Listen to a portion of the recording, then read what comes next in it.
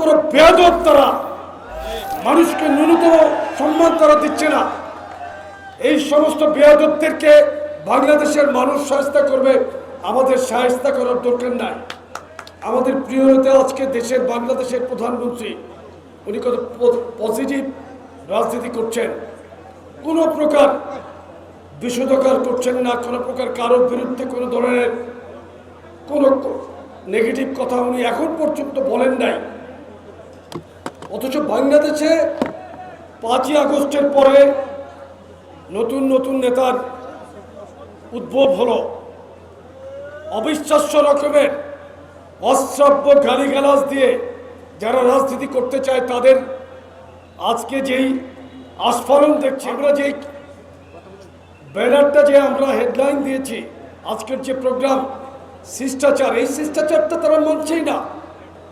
তারা সিনিয়র নেতৃবৃন্দ সম্পর্কে আজে বাজে কথা বলছেন।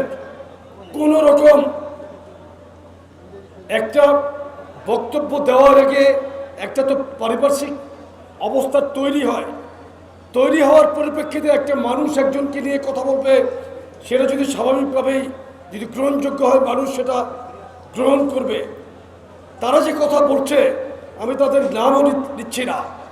এই যে বাংলাদেশে একটা নতুন কালচার তৈরি করলো, আমাদের প্রধানমন্ত্রী জনাব তারেক রহমানকে নিয়ে কথা বলছে, মাননীয় স্বরাষ্ট্রমন্ত্রীকে নিয়ে কথা বলছে, পররাষ্ট্রমন্ত্রীকে নিয়ে কথা বলছে, বর্ষিয়ান নেতা অত্যন্ত শ্রদ্ধাভাজন আমাদের মহাসচিব জনাব মির্জা ফখরুল ইসলাম আলমগীরকে নিয়ে তারা মন্তব্য করছে। এবং অত্যন্ত দুঃখজনকভাবে দেখলাম একজন মানুষ, সেটা সে তার পদবি যাই থাকুক, তাকে নিয়ে মন্তব্য করছে। কি মন্তব্য করেছে? সেনাপ্রধান হজ করে এসেছেন, তিনি দাড়ি রেখেছেন, সে দাড়ির বিরুদ্ধে কটূক্তি করেছেন। কত বড় বেয়াদব তারা, মানুষকে ন্যূনতম সম্মান তারা দিচ্ছে না। এই সমস্ত বেয়াদবদেরকে বাংলাদেশের মানুষ শায়েস্তা করবে, আমাদের শায়েস্তা করার দরকার নাই। আপনাদের প্রতি আমি অনুরোধ করছি, তাদেরকে শায়েস্তা করার জন্য আমাদেরকে মাঠে থাকার কোনো দরকার নাই। আমরা যুক্তি তর্কের মাধ্যমে বাংলাদেশের মানুষকে বোঝাতে সক্ষম হব ইনশাল্লাহ যে বেয়াদবদের স্থান সমাজে নাই। এই বেয়াদবদের সম্মিলিতভাবে জনগণ ইতিমধ্যে বয়কট করেছে।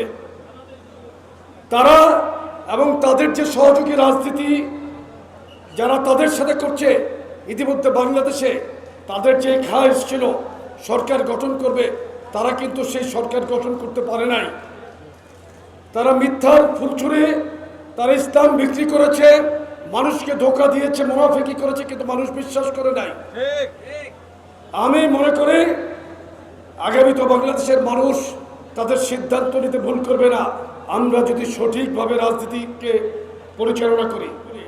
আমি আমার প্রিয় নেতা জনাব তারেক রহমানকে ধারণ করি, উনি সৎভাবে জীবনযাপন করছেন, উনি চেষ্টা করছেন বাংলাদেশের মানুষকে সুখী সমৃদ্ধ বাংলাদেশ গঠন করার মাধ্যমে বাংলাদেশের মানুষকে উনি ভালো রাখার জন্য চেষ্টা করছেন। গড্ডালিকা প্রবাহে স্রোতের মধ্যে গা ভাসিয়ে দিয়ে আমরা রাজনীতি করব না। এই আবারও ফিরে এসেছে জুলাই শেষ আগস্টের এই সময়টা আমাদের কাছে অত্যন্ত গুরুত্বপূর্ণ।